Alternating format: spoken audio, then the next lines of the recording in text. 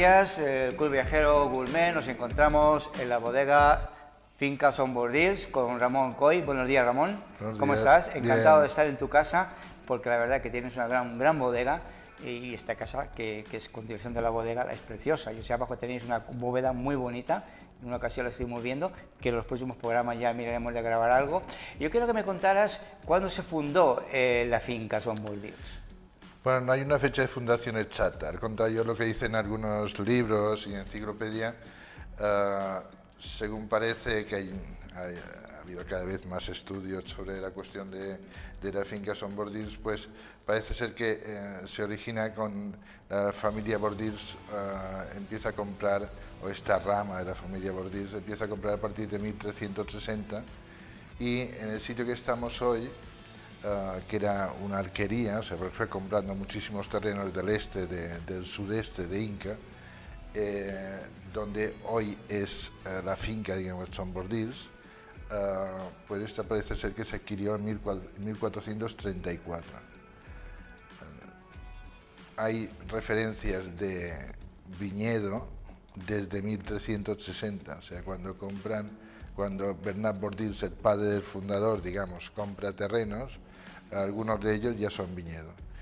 Y la finca tiene una larga tradición porque en 1452 se sabe que ya hacía mucho vino. Pero que la compró fue Joan Bordils, ¿verdad? Bueno, compraron, sí, esta familia, en aquel momento pues era Juan Bordils, fue comprando terrenos en toda la zona, ¿no? Y hubo un momento a partir del siglo XV, a partir de los años 20, 30, que cada año fueron comprando muchísimos terrenos y se ha buscado a ver el origen de este dinero, ¿no? Y parece ser que podía estar relacionado con una cuestión de una herencia. Ajá. Y que, O sea, que debe venir de años atrás, en este caso, ¿no?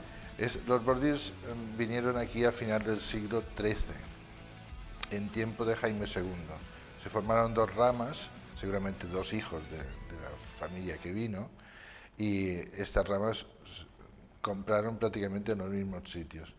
Lo que pasa es que una de las ramas está encabezada por Bernat Bordils, es la que al final se impuso, digamos, y llegó a comprar todo lo que es el sudeste de Inca. Porque la bodega de producción la tenéis a 5 minutos de aquí, ¿verdad? Sí. ¿Y qué producción hacéis normalmente al año? Bueno,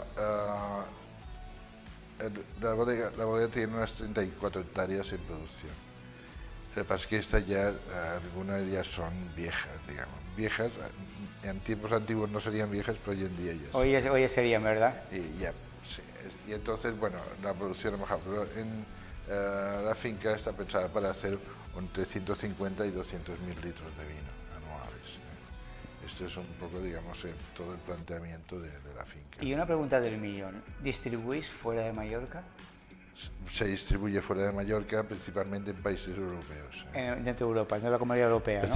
Sí, muchísimo se va hacia Alemania, Suiza, esta zona central, Dinamarca. El vino mallorquín es conocido allí y es donde va a parar más o menos el 20% de la producción de vino mallorquín de Mallorca. Y me imagino que debéis hacer en la bodega de producción, debéis hacer visitas, ¿verdad? Y hacéis catas con gente que viene de exterior a probar vuestros vinos. ¿Las soléis hacer frecuentemente o tienen que llamar y reservar para hacerla, por ejemplo? Bueno, quien viene a Son Bordils y quiere probar una copa de vino, siempre puede venir de las 10 a las 6 de la tarde. Siempre alguien puede venir, aunque no avise, ¿verdad? Aunque no avise. Perfecto. La otra cuestión es que quiera un acompañamiento al vino, que es lo que normalmente la gente pide, ¿no? Claro, que sea que quieran hacer una cata de vinos con un maridaje o con un aperitivo, dijéramos, ¿no? Para no beber los vinos solos. Lo que llamamos aquí un berená. Un berená, correcto. Y en este caso sí que habría que llamar, obviamente, para quedar de acuerdo y fijar una hora. Sí, fijar una hora. Todo se hace programado, ¿no? Pero lo hacemos a diario esto, ¿eh? O sea, de lunes a viernes, incluso algunos sábados, lo hacemos, vamos, es lo normal que hacemos. Y yo sé que producís 9 vinos diferentes, pero no los vamos a comentar hoy. Esto lo vamos a dejar para el próximo programa, que vamos a hacer una cata de vinos y luego vamos a hacer un maridaje con una comida que vamos a dar aquí. Y aprovecharemos esta ocasión para hablar de los vinos que fabricáis, que yo sé que son 9, entre tintos y blanco, ¿verdad? Y algún rosado. Así es. Y este que tenemos aquí, que esta botellita, que es un vino, bueno, este es un vino de Son Boldils, bueno, he sacado este vino porque cuando se hizo, bueno, claro, desde 1400 a 1360 hasta hoy, pues ha habido muchos viñedos, muchas generaciones de viñedos. En el siglo XX se plantó la finca 2 veces. Una después de la filoxera.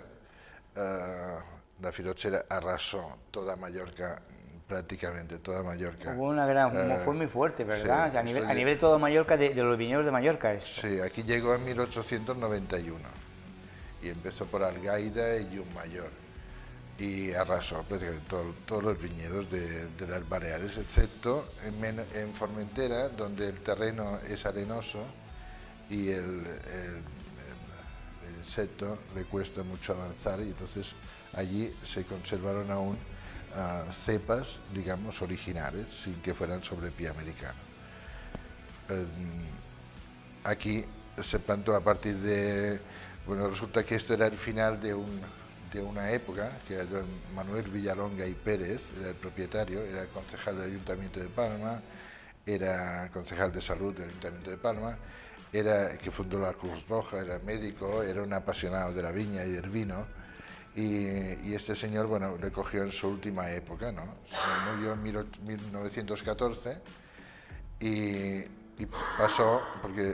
pasó a su hijo, don Emilio, y entonces don Emilio sí que plantó viña durante un tiempo en vida de su padre, y después del año 1922 se vendió. En este periodo, de 1900 a 1922, se hizo una plantación, y cuando lo compró en 1922, que la finca se vendió por primera vez a Domingo Alsina Jaume, un señor de aquí de Inca, cuando se vendió ya no se hicieron nuevas plantaciones. Y no se abandonó el cultivo del todo, pero hubo un momento que fue posguerra, que la gente no tenía ganas de beber, sino de comer. De comer nada más, beber era un poco acondicionado a las necesidades en aquella época, ¿verdad? Y en Mallorca había un mercado negro, el Estraperlo, ¿no? Que entonces era básicamente entre aceite y cereal.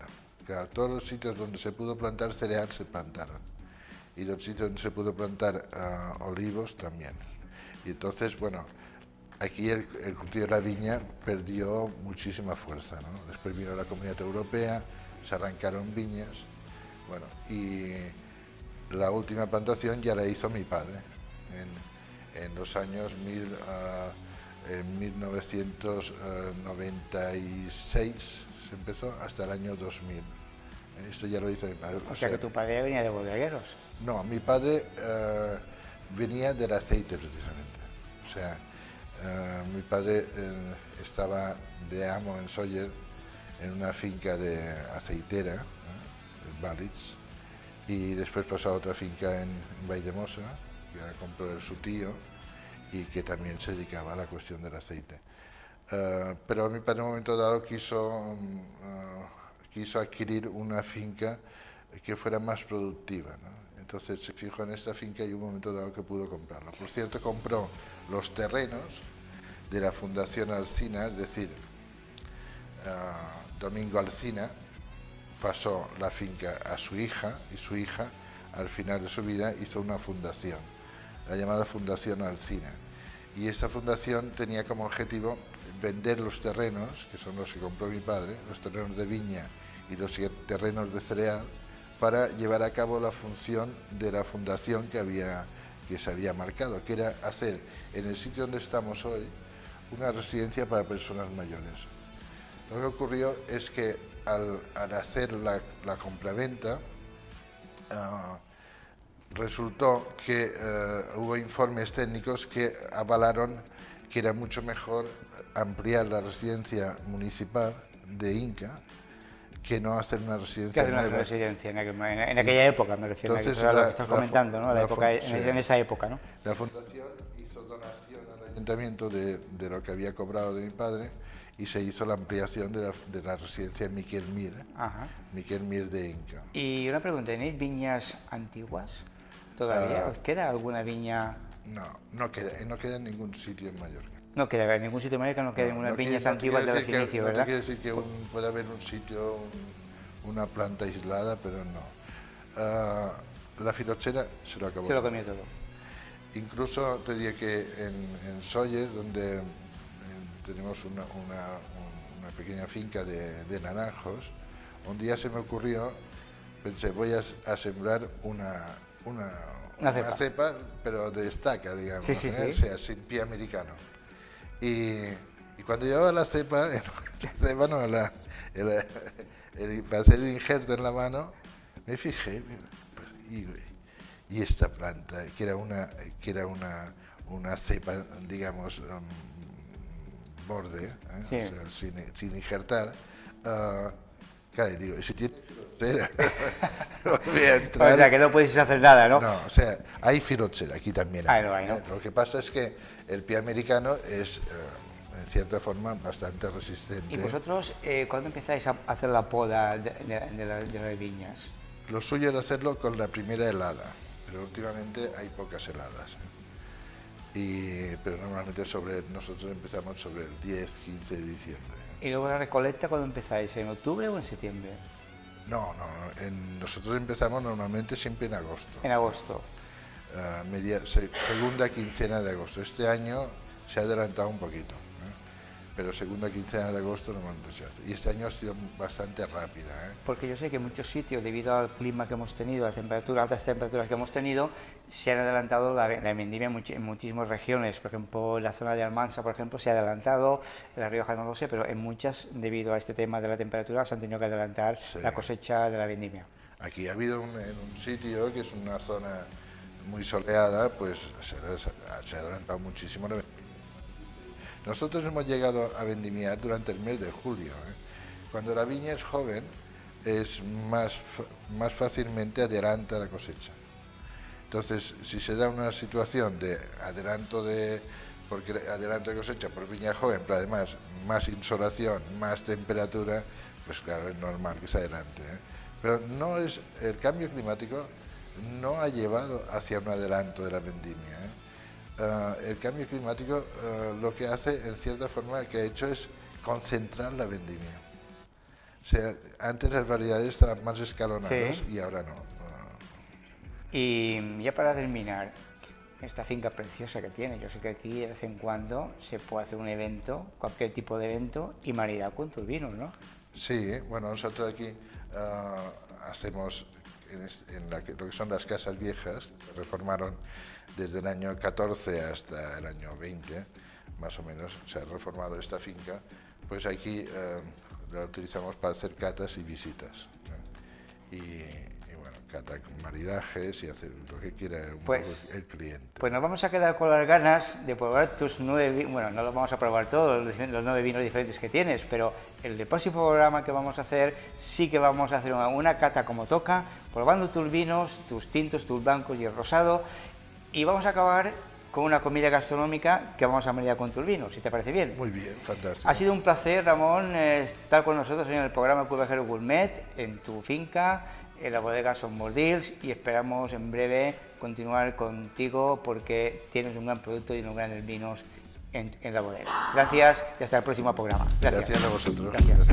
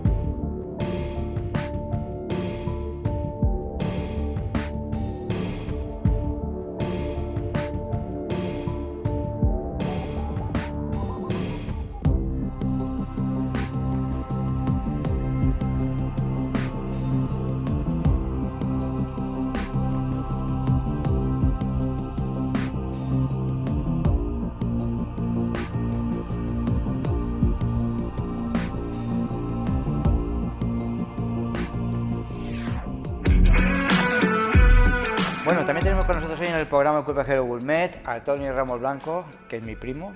Eso sí quiero dejarlo claro, porque si digo Tony Ramos nada más se van a pensar que cuál es de los dos. Yo sé que has viajado mucho, pero aparte de viajar, unos temas que te apasiona es hacer el Camino de Santiago.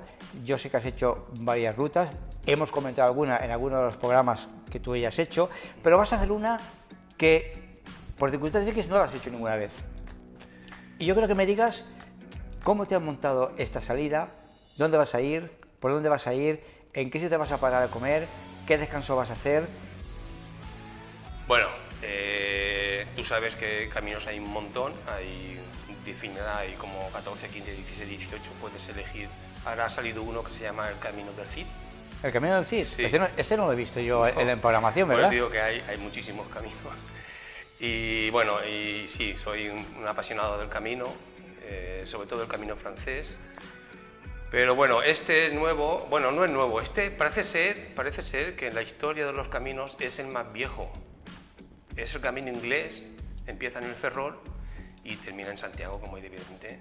El camino inglés se llama camino inglés porque los ingleses británicos en los años 11 y 12 ya venían con los barcos y salían a los muelles de Ferrol, y por eso se llama camino inglés. No está muy, como diría, no está muy trabajado, es más complicado de hacer. Para dormir y tal, pues encuentras a veces algunas pegas y todas esas cosas, pero bueno, el camino data de 120 kilómetros aproximadamente.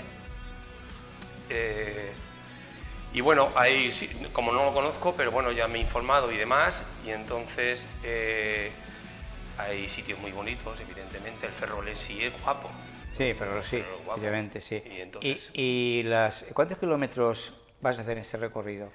pues como te comento, hay alrededor de 120, depende de dónde miras, hay 118 y otros 122. Entonces hay ¿En cuántos días? ¿En cuántos días lo vamos a hacer? En 6. ¿En 6 días? Sí, en 6 días. Se puede hacer en 5, en 7, en 6. Hemos cogido 6, creo que es bastante bien. Y las primeras 2 salidas son 16, 15, 18 kilómetros. Luego viene una que es bastante más elevada, con 24 a 25, y luego hay otra de 24 a 25 más, y luego hay otra de 16 a 18. ¿Y lo suyo cada día cuánto es? ¿A cuántos kilómetros se puede hacer cada día? Bueno, yendo bien. Yendo bien puedes hacer alrededor de 20 a 25, si estás un poquito preparado. El tema de estar preparado o no preparado, eres tú. El camino no se hace corriendo, el camino se hace andando, relajado, tranquilo, sin correr. Y llegues cuando llegas. No se puede coger un autobús, ni se puede coger no sé qué, porque te espera un tren. No. Tienes que ir tranquilo, relajado con tu mochila, etcétera, etcétera. El tema de las mochilas, como tú sabes, que hemos comentado algunas veces, es no llevar muchos kilos. Hoy en día está preparado casi todo. En general tienes coches que te llevan la mochila. El coche escoba, ¿verdad? Y dicen que hay un coche escoba que te recoge la mochila, sí, va contigo, te la lleva al hotel y sí. eso te quita un peso, me imagino, cuando vas a hacer este tipo de rutas, ¿no? Sí, claro, te quita un peso grande y tal. A mí me gusta llevar la mochila. Me gusta llevarla. En algún momento, si estás cansado, pues la das y tal. Pero a mí me gusta llevar la mochila. La mochila no tienes que llevar muchos kilos. Tienes que llevar lo justito. Hay gente que por si acaso lleva muchos kilos encima, por si acaso. Y el tema es llevar 6 o 7 kilos en la mochila. Y las pernotaciones, ya que has dicho que en este recorrido es difícil el tema de pernotaciones, ¿cómo lo haces? ¿Ya has hecho la reserva ya tienes todo reservado? No, yo no me gusta reservar. Lo reservo de un día para otro o el mismo día.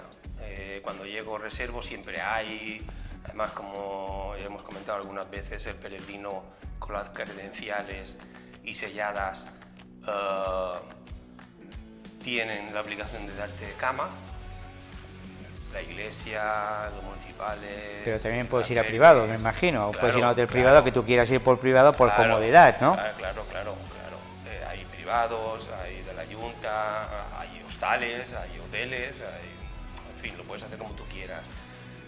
El peregrino y el que le gusta andar en la montaña le gusta ir de peregrino, no le gusta ir de hoteles. Ya, me imagino. Y cuando llegas a Santiago, que es el final de este camino que has hecho, ¿qué sensación te da? Bueno, es hacer los caminos, es cuando has terminado y llegas a Santiago en aquel portón grande que hay. Sí. Es una sensación de bienestar, de encontrarte contigo mismo, de una sensación que lo he hecho, es algo que tú lo llevas dentro y te llena. Todo eso es así. Hay gente que lo hace como excursiones, Sí. autocares y esas cosas. Bueno, yo no, tampoco soy muy creyente, pero yo soy peregrino. A mí me encanta ser peregrino y no lo hago por doctrinas, ni por iglesias, ni todo eso, pero sí de peregrino. Porque crees y tienes fe en hacer un camino en peregrinación. Sí, claro. Al final lo que consigues es encontrarte contigo mismo. Y en el camino te encuentras. Por ejemplo, problemas que tienes en la vida cotidiana, día a día, esto pues cuando estás allí desaparece por completo. Mira, te diré una tontería. Fuimos un grupo, éramos 4, bueno, me gusta ir con grupos grandes, y una chica tomaba pastillas para dormir. Y terminamos el camino y me dice, no he tomado, Tony, ni una pastilla para dormir. No Porque se necesitaba. había relajado. Estaba súper relajada, no tenía ningún problema determinado allí mientras andabas y un sosiego total y todo esto. Entonces, eso te da y te demuestra de que en la vida... Paz. Sí, Y te quita el estrés. exacto. Te olvidas de todo porque Poco ese es el camino. para mí viene a ser un poco la esencia de hacer Sí, este sí. tipo de rutas del peregrino. Sí, es así. Además, el peregrino de hace muchos años, antaño, era eso.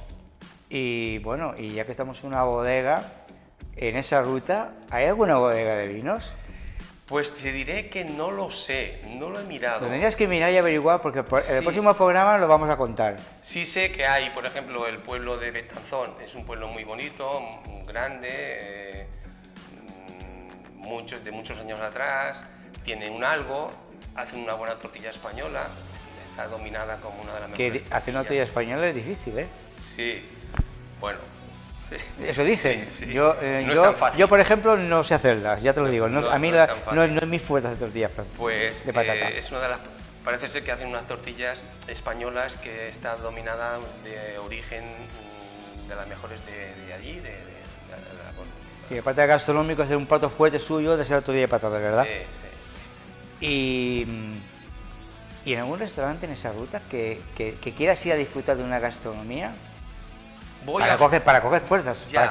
¿no? Hay una casa de comida, que le llaman creo que Anita, que me han dicho que es una casa un poco especial, comida casera y todo esto. No es restaurante. Bueno, pues eso no quiere decir nada, porque puedes No. ir a un sitio a comer comida casera y ser muchísimo mejor que te comer una Claro. estrella Michelin. Claro, evidentemente que sí. Voy un poco a ciegas, no lo tengo muy estudiado, he decidido hacerlo un poco a ciegas, a ver qué pasa. Y bueno, y eso también me llena, porque otros caminos Bueno, que va ha a ser una sido... experiencia, entre comillas, Claro. no nueva, pero una experiencia que quizás no la has vivido ninguna vez. Exacto. No voy tan cronometrado todo. Pues yo quiero una cosa, yo creo que cuando vuelvas de hacer esta ruta peregrina, que no la has hecho ninguna vez, que nos cuentes las experiencias que has vivido Claro. y dónde has ido y dónde has disfrutado más durante este camino de esta ruta que vas a hacer. Claro. Y que nos digas si has pasado por alguna bodega de vino, porque tú sabes que a mí el tema de bodega gastronomía me encanta, y que nos puedas decir, mira, estuve en la bodega tal, y estuve en el restaurante tal, y comí súper bien, y hice una cata de vinos. Bueno, Pues, lo Tony, intentaré, te diré si hay alguna, iré a tu nombre y beberé ese vino y te diré cosas. bueno, entonces lo que tenemos que hacer con el Club Viajero, este año no nos ha dado tiempo, pero al año que viene, con los tertulianos que participamos, los que participan en la tertulia, sí que queremos organizar una pequeña salida corta, porque yo tendré que prepararme antes, porque yo no estoy preparado para hacer el Camino de Santiago, eso lo doy por hecho. Entonces, hacer una ruta corta y aprovechar para firmar el programa en todo ese recorrido. ¿Qué te parece? Bueno, me parece una idea perfecta, una buena idea. Se puede hacer, a ver, las etapas se pueden hacer como tú quieras, puedes hacer un día, 2, 3, 4, hacer 15 kilómetros o 20, lo adaptas a ti, porque es adaptarlo a ti al camino, ¿no? Correcto. El camino no es adaptarlo a que tú vayas, sino lo adaptas a ti y se puede hacer perfectamente. Pues, y lo podemos mirar. Tony, espero que disfrutes en esta ruta que te vas a ir, creo, en octubre, me dijiste, me comentaste fuera de micro, ¿no? Sí, mitad de octubre. Y cuando venga nos cuentes un poco de esta experiencia y espero que te lo vas a pasar bien, porque a ti te gusta este tema de rutas, Sí. de caminar. Y nada, que disfrutes, te lo pases súper bien y comas bien en algún restaurante que luego me vas a comentar dónde has comido. Pues nada, ¿qué te parece si nos vamos a la publicidad y volveremos en unos segundos para comentar el viaje que ha organizado Club Viajero Gourmet a Denia, a la bodega Xaloc, la madre del vino? ¿Qué estado? ¿Has estado con el de la bodega haciendo una cata en el restaurante de Rincón de Montava, que vamos a ir a cenar una noche? Y ya conoces el restaurante y conoces a la persona que nos hizo la cata de vinos. Pues esta misma persona nos va a hacer una cata de vinos que luego voy a comentar después de la pausa de este viaje que ha organizado el Club Viajero Gourmet a la bodega Xaloc. Muy bien, pues nada, un placer.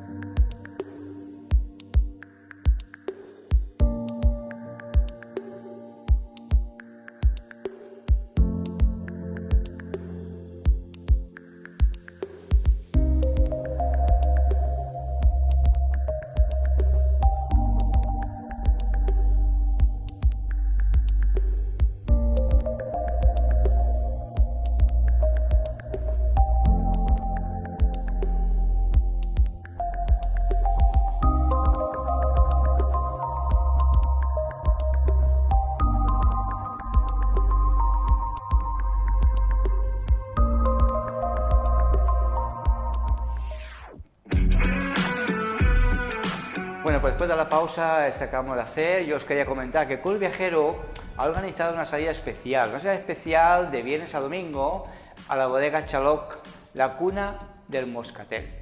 Vamos a salir el viernes por la mañana y vamos a llegar el viernes por la tarde.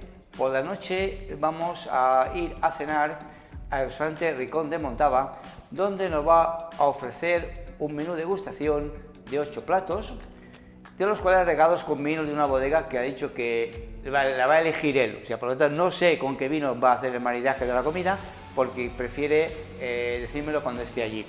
Luego, pues el sábado por la mañana iremos a hacer una visita al castillo de Denia. Es una fortaleza que vale la pena visitar porque unas vistas fantásticas. Y después del castillo nos iremos a la bodega Xaloc. A la bodega Xaloc vamos a hacer un recorrido por la bodega Los Viñedos y vamos a hacer un masterclass de 5 vinos con embutidos y snacks. Y después de la explicación que nos va a dar la bodega Xaloc, que yo ya lo conozco, al Chimo, que explica muy bien, las catas que hace son excelentes, vamos a ir a comer a un restaurante que está a unos 5 minutos de la bodega Xaloc. La bodega Xaloc está en la carretera a Alicante. El pueblo de Xaloc, hay un restaurante, 15 Aromas. En este restaurante vamos a degustar un almuerzo de un menú de degustación de 8 platos y vamos también a hacer un aperitivo con un vermut especial que tiene la bodega. Y la comida de los 8 platos la vamos a manizar con los vinos de la bodega Xaloc. Ramón, ¿qué te parece esta bodega? Yo sé que a lo mejor no la conoces porque no la has sentido nombrar, pero el hacer una cata masterclass con 5 vinos, ¿cómo lo ves? Bien, bien. Y con embutidos, porque no solo va a ser Sí, cata de vino. pensando en embutidos no es fácil. No es fácil, pero yo sé que la hacen y la persona que es Chimo, que Tony, tú lo conoces, que estuviste con nosotros en el restaurante, en el programa que hicimos en Denia, y es una persona que explicó muy bien los diferentes tipos de vinos. Por recordar algo, me acuerdo del moscatel muy bueno. Bueno, el moscatel, que por eso se llama la cuna del moscatel. La bodega se dice la cuna del moscatel. Muy bueno, muy bueno. Y el vermut también es excelente, lo probamos también en esta cata de vino. ¿Tiene un vermut, Ramón? ¿Vosotros hacéis moscatel? No? Sí, hacemos moscatel seco. Ajá. Tipo martini, ¿no? Bueno, hay moscateles, hay bastantes, sí. Pero lo que hay más, digamos, es el moscatel de Alejandría y el moscatel de Frontignan, ¿no? El moscatel de Alejandría es el moscatel de grano gordo que también se vende en el mercado, ¿no? para comer, digamos, ¿no? Y después hay el moscatel de Frontignan, que es de grano menudo, que se emplea más para cuestión para vinificación. Nosotros empleamos este solo, el moscatel de grano menudo. Y no hacemos vino, digamos, dulce ni semidulce, que es lo que se hace muchas veces en moscatel, sino que hacemos seco, es decir, dejamos que la levadura consuma todo el azúcar para que, ¿sabes? No tener. Bueno, da un vino diferente, ¿eh? O sea, el moscatel es una variedad antiquísima, ¿eh? Del tiempo de los romanos hay moscatel, ¿eh? O sea, lo que plantaban era moscatel. Y se puede hacer de diferentes formas. Esta zona es una zona de moscatel. Hay otra zona, por ejemplo, en la zona de Rosellón, donde también hacen moscatel dulce, semidulce, seco, no se hace en muchos sitios. Aquí en Mallorca creo que son los bodegas. Yo la verdad es que ese que probé de la bodega de Saló, para mí, no había, bueno, tampoco no es que haya probado muchos vinos dulces, pero tengo que decir que fue excelente. Igual sí. Que fue excelente el vermut, Tony. Sí. Un vermut que nunca lo había probado. Y para mí me llevó una gran sorpresa. Sí. Pues nada, todos los que se quieran venir con nosotros, grupito reducido, no queremos que sea mucha gente, que nos puede llamar porque estamos en la puerta ya de salida para hacer este viaje del 7 al 9 de octubre. Y nos puede llamar al 689-493145. Plazas limitadas, porque el grupito máximo de la bodega que podemos ser son 20 personas, porque la sala que tiene no tiene capacidad para más, entonces estamos limitados a que sean 20 personas. Tony, encantado de estar con nosotros una vez más en el programa Viajero Gourmet. Ramón, ha sido un placer tenerte con nosotros en el programa de hoy y esperamos en breve volver. Muchas gracias y hasta el próximo programa.